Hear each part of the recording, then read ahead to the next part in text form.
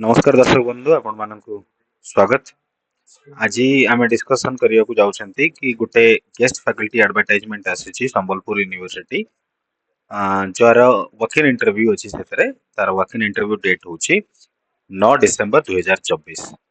आपण माने देखि परतबे ऑलमोस्ट सब सब्जेक्ट रे ही किछि ना किछि वैकेंसी अछि और जदी पीडीएफ रो लास्ट आड को हम देखिबा सेतरे पूरा मेंशन हेछि क्लियरली कि को डिपार्टमेंट रे केतेटा गेस्ट फैकल्टी रा रिक्वायरमेंट अछि तांकर। ठीक अछि आ एटा वॉक इन इंटरव्यू अछि जदि आपण फिल करि पारुछंती कि आपण मानकर गेस्ट फैकल्टी जॉब आवश्यक होउची तो आपण माने 9 डिसेंबर 2024 9टा बेले आपण को रिपोर्ट करिया को पड़िबो। ठीक आ जदि यार एजुकेशनल क्वालिफिकेशन देखिबे तो एज पर यूजीसी गाइडलाइन 2018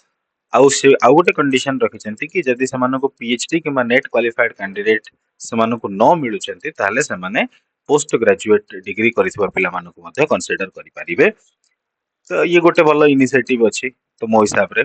कारण ए एडवर्टाइजमेंट आगुर मध्ये बाहरी थिला जोटा कि मे बी तांकर डिपार्टमेंट मानकर फिल अप हेनी सेति पई से आउ गोटे एडवर्टाइजमेंट काढिछंती या भी हो। तो यार टेन्योर ऑफ एंगेजमेंट यदि आपण को चाहे देखियो को जेबे तो आपण को 1 ईयर मैक्सिमम 1 ईयर आपणकर टेन्योर रहबो एंगेजमेंट रो बा ए जो कॉन्ट्रैक्ट रो आपणकर 1 ईयर मैक्सिमम रहबो किंबा जदि किछि रेगुलर मोड रे गोटे फैकल्टी एनरोल होउची ताले आपण को सेही पर्यंत ही व्हिच एवर इज अर्लियर जोटा भी आग होई जिवो तो सेही पर्यंत आपणकर टेन्योर रहबो। कारण हम जानि छथि कि यूनिवर्सिटी अमेंडमेंट एक्ट जोटा रेजोल्यूशन हेची तो एबे यूनिवर्सिटी माने निजे निजे तांकर फैकल्टी रिक्रूटमेंट करि पारिबे। ठीक अछि अच्छा आ गोटे होची कि ये कंप्लीटली टेम्परेरी रहउची आउ ए कोनोसी भी एडहॉक हो रेगुलर कॉन्ट्रैक्चुअल अपॉइंटमेंट आकु आमे कहि परिबा नाही एटा कंप्लीटली टेम्परेरी बोली कह जाउची। ठीक आ जदी सैलरी कथा ताले कहबे तो आपन को जो माने पीएचडी कैंडिडेट अछंती तो सेमाने सेमानंकु 1000 हिसाब रे पर क्लास 60 टा क्लास सेमानंकु दिया जिवो मैक्सिमम जोटा कि 60000 पैसा बनिवो तमरो मासकु आ जो माने केवल नेट करिसेंती पीजी पिला जो माने बा पीजी विथ नेट जो माने अछंती सेमानंकु 750 टंका नेखा हिसाब रे 60 टा क्लास को 45000 टंका मिलिवो किंतु एबे कथा होची कि 60 टा क्लास बा 45 टा क्लास मिलिवो कि नाही ता गोटे क्वेश्चन मार्क। आउ सबुठु इम्पोर्टेंट कथा होची कि ये जो गेस्ट फैकल्टी 1 ईयर पई जने जदी जाउची तो ताको एक्सपीरियंस सर्टिफिकेट मध्ये मिलिबा कथा जोटा मोर व्यक्तिगत मंतव्य रहबो ये कि कारण जने जदी गोटे वर्ष पूरा